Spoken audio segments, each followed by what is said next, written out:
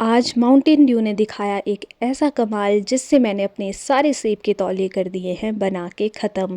तो नमस्ते साथियों, शिवानी की दुनिया के एक और एपिसोड में आप सबका स्वागत है। और रोज़ की तरह आज मैं फिर से चल पड़ी हूँ सुबह सुबह अपने खेत की तरफ। और अब तो मेरा दिमाग भी ख़राब हो चुका है, पर मेरे जो तौलिए हैं वो ख़त्म होने का नाम ही नहीं ले रहे हैं। तो जैसे ही मैं खेत पहुँची तो मैंने देखा कि डैडी जी तो पहले ही आके अपना काम शुरू भी कर चुके हैं। और मुझे खेत पहुँचते ही इन लोगों ने भगा दिया वापस घर, क्योंकि हमारा हो चुका था पेट्रोल ख़त्म, जिसकी वजह से मशीन चल नहीं रही थी।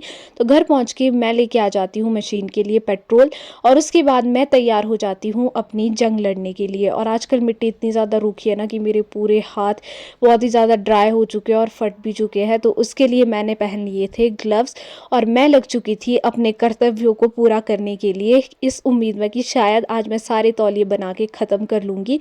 और मुझे तौलिए बनाते बार बार अखरोट भी मिल रहे थे, क्योंकि यहाँ पे पास में एक अखरोट का पेड़ था। तो चिड़िया वहाँ से अखरोट लेके आती है और बीच बीच में ऐसे ही गिरा देती है। तो आज मुझे बहुत सारे अखरोट जो है वो मिले थे।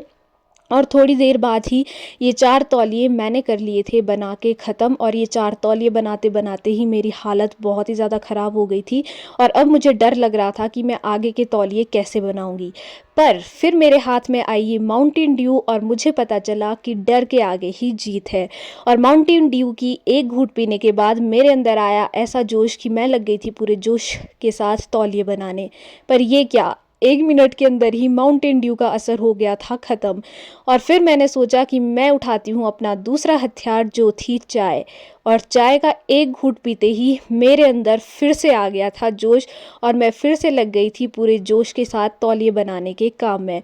और चाय की 2-3 घूंट मैंने डैडी जी को भी पिलाई थी, जिससे डैडी के अंदर भी जोश आ गया था, और डैडी भी पूरे जोश के साथ लग गए थे मेरी हेल्प करने। और चाय ने अपना अच्छा खासा असर दिखाया था, क्योंकि दिन तक हमने अपने सारे सेब के तौलिए कर दिए थे बना के ख़त्म।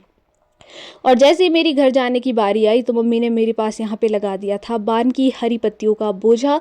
तो अपनी मम्मी की आज्ञाकारी पुत्री होने के नाते ये बान लेके मैं निकल पड़ती हूँ सीधा वापस घर की तरफ।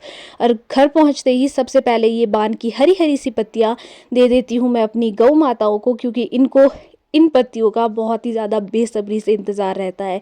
और घर पहुंच के मैं बैठ गई थी थोड़ी देर धूप सेकने। तो इसी के साथ करते हैं आज का व्लॉग ख़त्म। Thanks for watching, bye bye.